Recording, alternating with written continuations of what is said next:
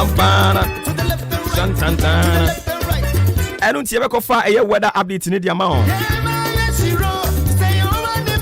Now, fear the Akadi at Wasso. But before a bear son, and there as someone Yambo for Cronkron by your seminoma mission, and say, Ayana wash your one no cassa ye watch your mouth. Or say, watch your mouth. As some way peer free when you move banner. And only good Unipedian who feel Bible said. So ube di dinner sa one who say ya no nye problem. Yes, it is in the Bible. They be a catch on some intro Bible that senka matro Bible dan kame tenasi pe. Kabo si maka Obuoba ngoma. But ya na me bo nkrofo anyame na mo so. Omutro Bible no under the inspirations of the Holy Spirit. So what you say? Under the inspirations of the Holy Spirit.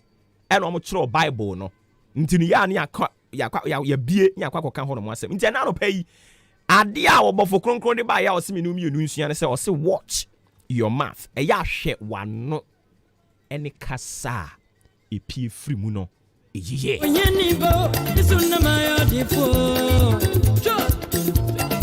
by his grace I am moving forward from nowhere to somewhere some nobody to somebody goodness and mercy blessing who me a very no casa makawana and edia tenia bellems run through me so now is my turn this is my season and yesterday I don't know who your chain way from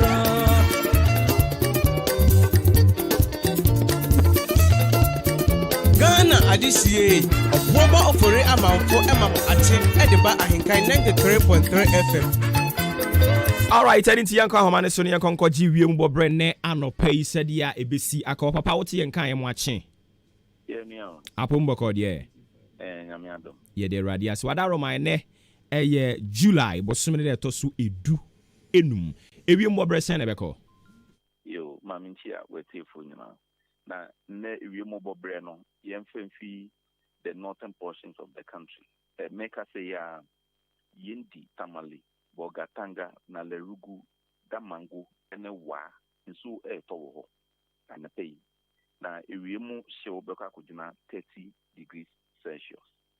That was northern portions of the country. At the yeba coastal strip na say mpoano aflau keta adante mankan keko sopo takrade takwa axin ene mpate mono ana pe ewiemu be kusu ewiemu show doka kujina 31 degrees Celsius.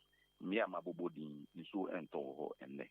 Afi inland areas na Obuasi, Kumasi, Kintampo, Goso, Sunyane, Techima, ene bono nene pate mono.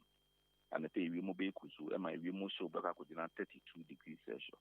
Na ifi 2 p.m. ekono Kumasi, Obuasi, Kintampo, Goso, ene Sunyane, omobenya nso ewi.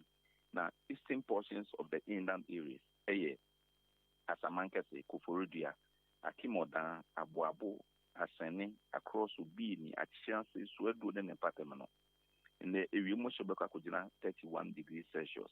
Now, a very cloudy, and say, clouds be busy, they were Irimu. Now, so yin and so end the eastern portions of the inland areas. Asamankase, Koforia, or down. Abuabo asene across obi ni achianse ne so edu no yenye nso wo honne ntine ewi mbobre nam de atuja. All right, papa, yeah, that's bebre. Yo, okay. Hey! Papa ni Clegg. Odini Juma Ghana Meteorological Agency. One more time, I can see him. I won't cry. You call him when ne. Or they said you will move baby. You call Amaye.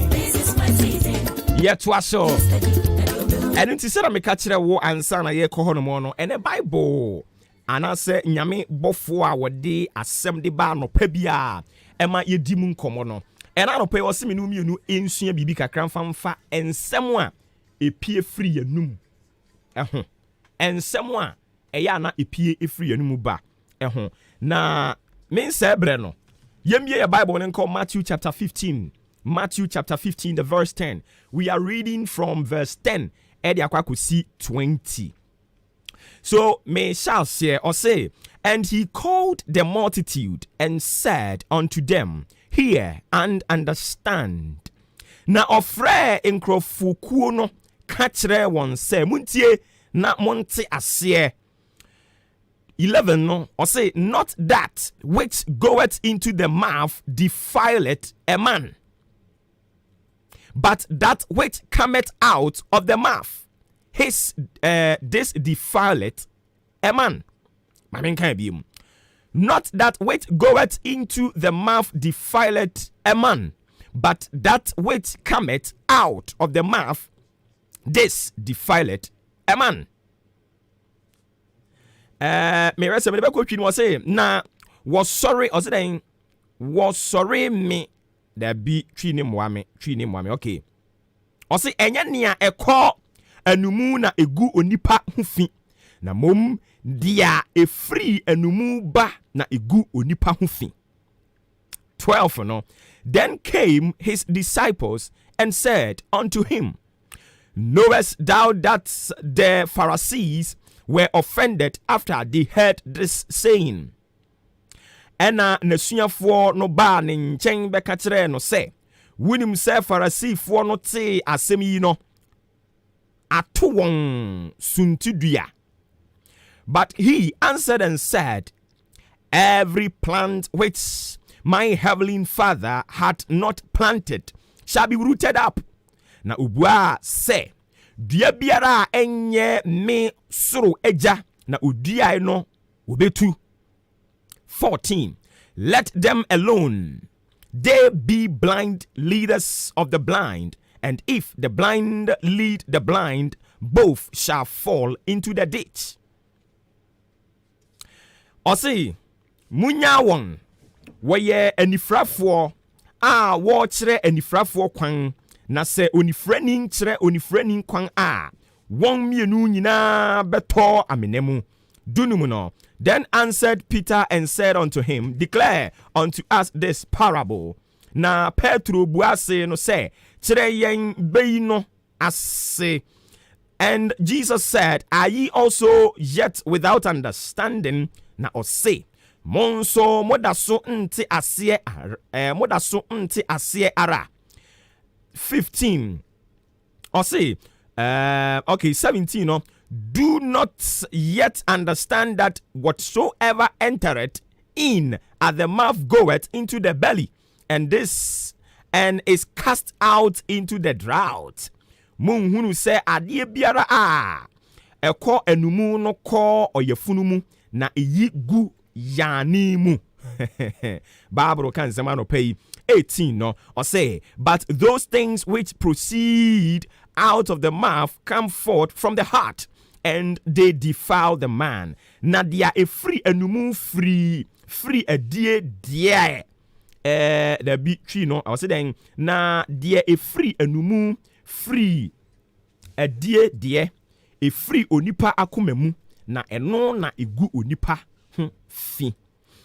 Mamen kind 19 no akaka krebem de see, for out of the heart proceeded evil thoughts, murders, adulteries, fornication, thefts, false witness, blasphemous. Na akumemu na adwemmɔne awudisɛm ayafasɛm adwamansɛm awifosɛm adansikurumu abususɛm firi. 20 no ehon DC. Or see, these are the things which defile a man, but to eat with unwashed hands defileth not a man. Yeinom ne nneɔma a egu onipa ho fi, na sɛ wodi onsa a wɔn anhohoro didie deɛ ɛnya de a egu onipa ho fi. Ni Amerika kosie nyina ne sɛ ensɛm awodo a epie fi onipa dasani emu eba abɔnten ema yehunu onipa su a woyɛ ɛne nti na obi tumi ka asɛm bi na onipa dasani atwa n'ani no ahwɛ n'anim de wɔn sɛ opa na waka saa asɛm yi adentia sanse o susu sɛ ɛnyɛ nsɛm no nyinaa na etimi pie firi onipa dasani anum ɛdeba anopai obi anum asɛm ayi kakɛse de ama no obi anum asɛm o ayi ka de ama no